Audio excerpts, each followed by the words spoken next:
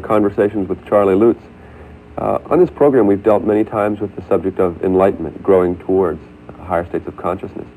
And often we use the expression is used not just by ourselves, of a path. And very often when one looks back at the path one has taken over the last many years, very often there are turning points. There are times when it seems that decisions are not as easy. And it's almost like in the mind there are conflicts.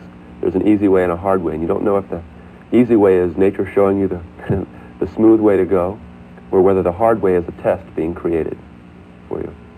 And you have this situation. And in talking with Charlie, we've talked about a battlefield, a battle that rages within the human soul, the human mind. Is this what's happening? Yes, that's exactly what's happening. Yes, the battle. The battle that exists, the everlasting battle exists in the mind, as long as we're humans, really.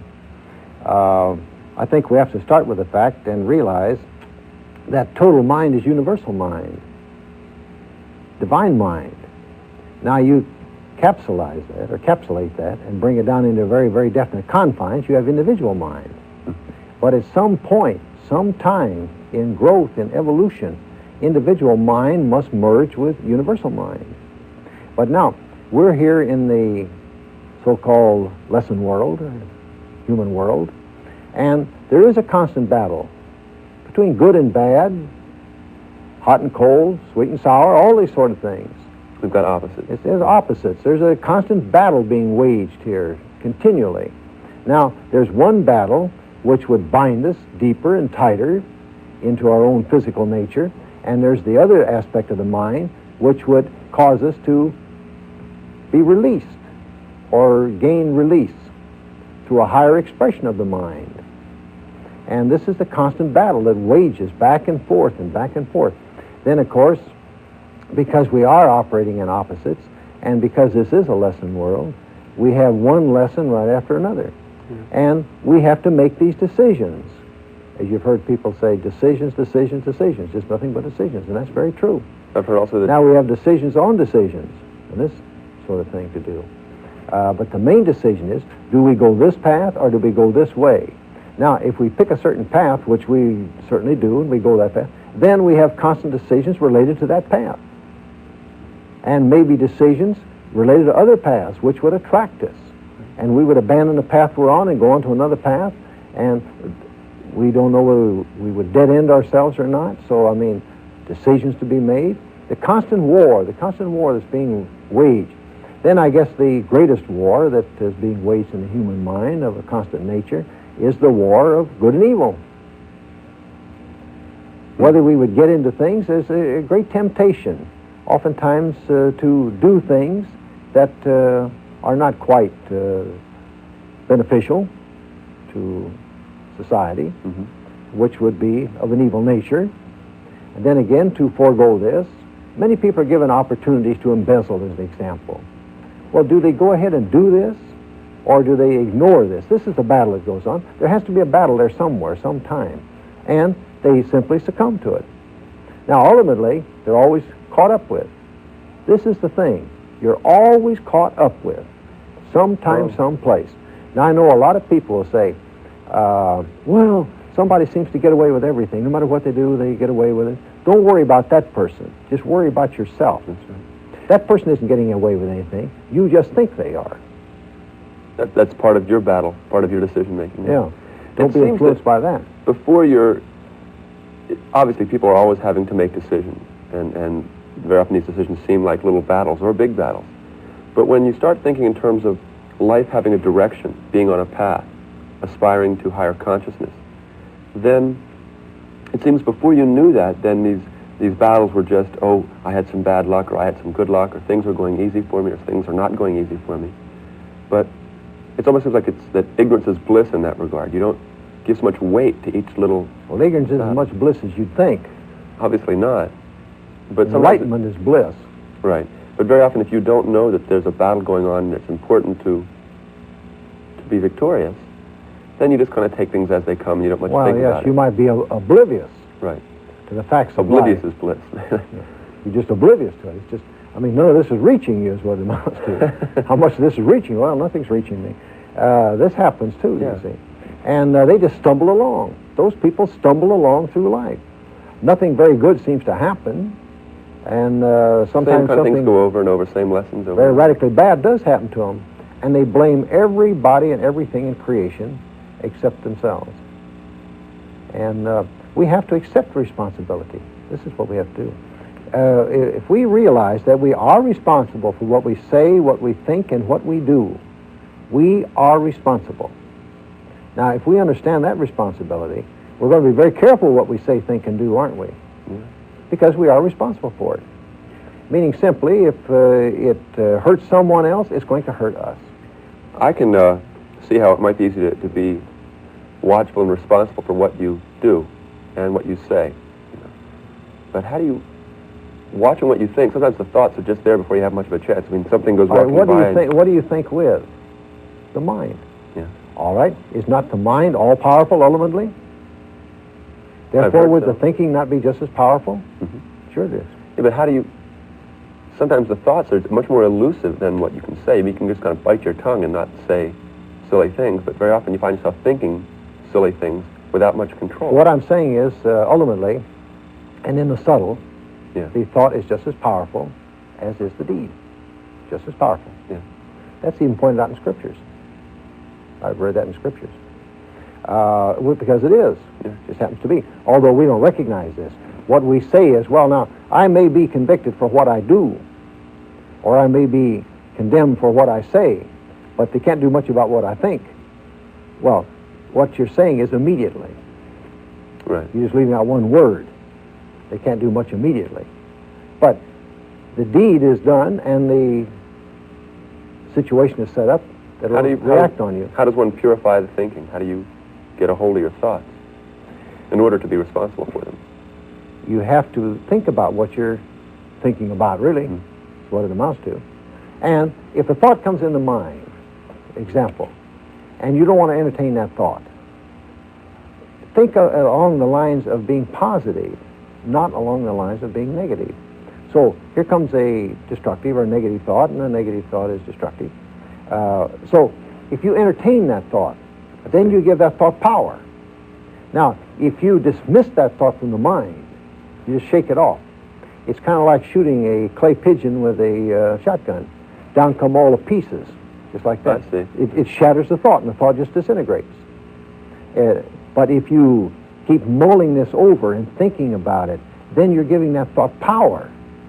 Now that thought's gaining momentum, force, power, control. Next thing you know, you're just almost automatically doing something that you never would have done before. But you don't entertain those type of thoughts. Because basically, and by and large, you do know what is right and you do know what is wrong. The human is endowed with that ability. Now, it's a very, very unconscious type of human that doesn't know really what is right and what is wrong. We know when we're doing something that's going to hurt somebody else. We know when we're doing something that's going to help somebody else. More or less. Now, we may do something unintentionally that will hurt someone. We're not knowledgeable enough along certain lines and certain endeavors that we get into that we might inadvertently hurt somebody. But we try and make rectification too, don't we? If we do. But we try and not make too many mistakes. That's the point. The object of life is to assimilate the lessons that are given to us without making too many mistakes. I keep on coming up with these really heavy-duty questions, opening up questions that philosophers have asked for, centuries. But we've mentioned this idea of choosing good as opposed to evil and things like that. And in some... In other words, what is good and what is evil? Yeah, in some theories, evil is the result of some bad guy. There's some bad force, the devil or whatever, that actually creates evil. What's good? What's evil? What you got to say about that? Evil is simply something that does not produce anything that is constructive, has no constructive value. Evil or good is something that has a constructive value, that is for good, that is constructive, that does benefit, that is helpful. So this is real difference between good and evil. And also, sometimes you might say, well, what is good for one would be evil for another. Now, certain things that certain people do in different parts of the world, in one part of the world would not be evil, another part of the world would be. Because of knowing better, we may do something in one part of the world which would be acceptable to them, to those people. But to us, it would be a betrayal of the soul. And being a betrayal of the soul, we know better. We wouldn't do it. Now, obviously, if we do things in ignorance of knowledge of the subject, or we do not know the ramifications of the act and so forth, then this is called, of course, acting out of ignorance. And there's more latitude for that, basically. I believe the sentence in a court is not as harsh for someone who innocently did something or unknowingly did something than for one who really knew better and went ahead and did it. So this is the whole thing. This is a series of balance and counterbalances. Just the same as the human being is a focal point for forces and counterforces. And same thing here. Life, again, is balances and counterbalances. But it all has to do with the degree of the evolution of the mind, the growth, the attainment of consciousness. There's many ways you can word this. It has to do really with consciousness. Yeah, I wanted to throw a quote at you. When we were talking before, you said, and it struck me as interesting. Yeah. Maybe I'll throw it back. You might just do that. The battlefield of the mind we were talking about. You said it's the greatest of all battles, and it's fought by all humans. Continually, constantly. And more so by those who are endeavoring to become enlightened. Well, sure. Because then they are arraying themselves against all the forces, you might say, that would drag them down. So in other words, to aspire to enlightenment is to aspire to be above what all. What it amounts to is you're putting yourself out there as a target, really. A clay pigeon, right? Yeah, real target. You're standing right out there in the open. And sure, all these things tend to bear on you. And then again, because you're trying to overcome something, then the other attempts to pull you back into its clutches, so to speak. And there is a great war, a great battle. So one of the ways to define enlightenment is in terms of master of creation.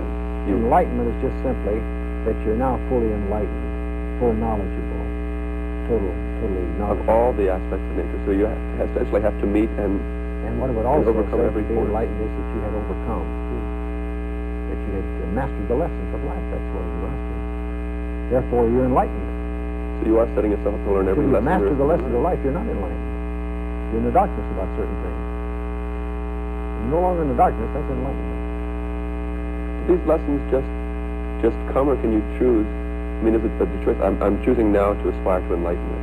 You may, in general, they're set up for you, but you may also intercept certain lessons that were unnecessary. Getting your nose in somebody else's business. That'll give you some lessons you haven't had before. About people who get on the path or start taking Step onto the path of enlightenment. Take positive steps and consciously aware that their life has meaning, and they want to give it more meaning. They want to get all they can get out of it. Well, they say when you reach a point of frustration, if you're frustrated enough, then you begin to seek answers. Mm-hmm. What is the truth? What's going on? What is the truth? Yeah. What really is? What is the truth of life? Now, you're a seeker, and what you're seeking is truth. And when you come to this point, then you find somebody who can put you on to truth. That's all it amounts to. A teacher. Some teacher or someone who has the ability to put you on the path, so to speak, of enlightenment. Enlightenment is understanding. Once you're moving on that path, very often, because you realize that or something, sometimes you give importance to situations that before you would have just taken as, oh, this is just another situation. You start to think, am I supposed to learn something from this situation? And what you do when you're on a path of enlightenment is you give importance to that which is important, and you do not give importance to that which is not important. That's the problem in life. We give importance to the wrong things continually, and not importance to the right things. But on the path of enlightenment, you're giving importance to that which you should be giving importance to. That's the great difference. What about temptations? Oh, temptations are with you always. However, as you gain more and more ascendancy, the temptation becomes less. Now, up to a point, it becomes greater. I would say at the point where you step on the path, the temptation is greater. It's more powerful. Yeah. Because now it's mastering all of its ability and all of its force and all of its power to try and draw you back. Mm-hmm. That's the battle of the mind again. But you're determined. Mm-hmm. You want to stay on the path, and you want So you keep going, and you keep going, and you keep going. That doesn't mean you won't stumble. That doesn't mean that you won't fall back here and there. But what it does mean is you'll pick yourself up and continue to go forward. That's the important thing. The important thing is not to feel, well, I stumbled, so I just lost, so I'll just give up. No, you do not. You just keep going, and you just keep moving ahead. The whole thing is that when we step on the path of enlightenment, we have to become enlightened, and to become enlightened, we have to purify the body. And as we purify the body, then again, we have to deal with many forces and counter-forces and many stresses and so forth of life that we've ignored probably up to this point. And now we come face to face with them, and we have to deal with them. And it isn't always that easy. But after a while, that falls away. Then it becomes much simpler. Now what you're doing is infusing what we call spirituality, which is your own natural power. Now your power becomes greater and greater, and your power begins to offset that which would cause you to stumble or falter. Are things put in our path? I mean, are temptations placed in front of us? Mostly we place them there ourselves. Mostly. It's not like we're like little chessmen and somebody's manipulating this as we go along. Mostly we place those in our own path. But everything isn't just cut and dried. Sometimes that can happen to us because of associations and friendships and alliances and allegiances that we have with various people. Oftentimes something can be placed in our path that we didn't expect at all. But that's the result of the association or interexchange with, as I say, our friends and associates and so forth. We started out this by talking, the analogy was that there's a battlefield going on in the mind. Constant battle. What are, to follow that analogy through, what are the weapons we have? You've mentioned, talking before, you said that faith is a really strong weapon. Faith is a powerful weapon, Very yes. misunderstood word, at least I misunderstand it, I think. Well, faith is that the inner knowing is you do know that the end result is good. You do know that something does exist. You do know that there is a better life. You do know that there is a reward for good deeds. This is the faith. This is where faith comes in. Faith basically has to be an inner knowing. If you don't have the inner knowing, you don't have the faith in anything. I don't have any faith in anything. You've heard people say that. Belief in things unseen, I think. Yes. Scripture. Belief in something that you can't taste, touch, or feel. Or so you're just see. beginning to integrate then something deeper than your senses. You're beginning to deepen the We scope have of your the gross experience. senses, we have the subtle senses. The subtle senses we're almost totally unaware of. Now, again, as we just said, as you step on the path, now you begin to develop the subtle senses, and you begin to become aware of that which is of a subtle nature, the unseen, if you want to call it that. And as you become aware of that, then you realize that's just as real as anything else. Only we had no awareness of it. Now, as we come into that awareness, then we adopt a much stronger position than we've ever had before. Then we're able to deal with other things. Plus the fact that the temptation is not put in front of us as much as it was either. That's one little thing I wanted to hit. On one hand, we've said that the battle rages most strongly for those who have, are on the path or aspire to enlightenment. And yet often you've said that the decision to make that comes from the basis of frustration. Now, if I already feel that the battle is going fine, why would I want to get involved in something that would make the battle even more outrageous? Well, because the nature of the human being is to master materiality. And this always ends in frustration. Now, when we're finally frustrated enough, then we begin to seek other avenues of life. And we begin to say, what is the real truth of life? I thought this was, and I find it isn't. I'm not this, I'm not that. What am I, is what you're really saying. And then you discover, say, who am I? And then you begin to discover who you really are. Because I found that I'm not setting myself up as the ideal seeker here, but that where I would agree that the battle can continue, that life seemed to get easier. That there was, I knew where the forces were. The line was drawing a little clearer, and the frustration that I might have experienced before was less and less. Life got better. Don't forget too that when you step on the path, you also are given greater strength, greater ability. You're also given greater protection. You're also given greater power. You increase your own power. That's what it amounts to. You're not weak. People say, oh, he had a weak mind. He has a weak nervous system. He has a weak this, he has a weak that. Well, now, if you begin to strengthen this, and obviously through, at least I know through transcendental meditation, you do strengthen this. Yeah. You do strengthen your nervous system. You do strengthen your mind. Your mind becomes more powerful. Becoming more powerful, it won't entertain something because it all comes through the mind. That's why I say, as you do become more developed, the battle becomes less rigorous, less destructive, and life does become easier. Life does become smoother. It's like Marsh always say, enjoy life, you know. Yeah. Life was meant to be enjoyed. Most assuredly it was. It's because we have placed all of this in our own path that's made it less than enjoyable. But now that we've removed it, and also other forces and factors also remove it, then it becomes much easier and much simpler. Where's the peace treaty signed? Does the battle ever end? Yes, sure. The peace treaty is signed, so to speak, or the final war is waged, the final battle is fought, when you reach a certain level of attainment on the path itself. So there is, I mean, to follow the analogy through, there is a time when peace is established in the realm. Well, it's not at one signal point, it's a gradual diminishing until finally you're just completely out of it. You're beyond it, that's all. That's what you started at, that's when the individual mind and the cosmic mind are finally... When the individual mind and the individual mind merges with the universal mind, or cosmic mind, or divine mind, or all-knowing omniscient mind, however you want to term this.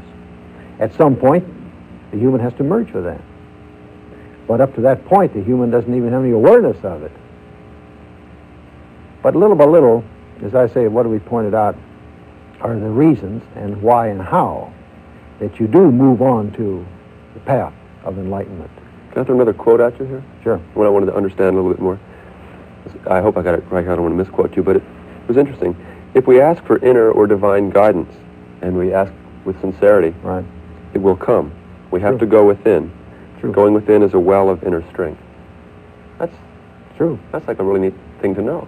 Right. If you ask for help sincerely, and you ask the right source, obviously you can't ask the wrong source.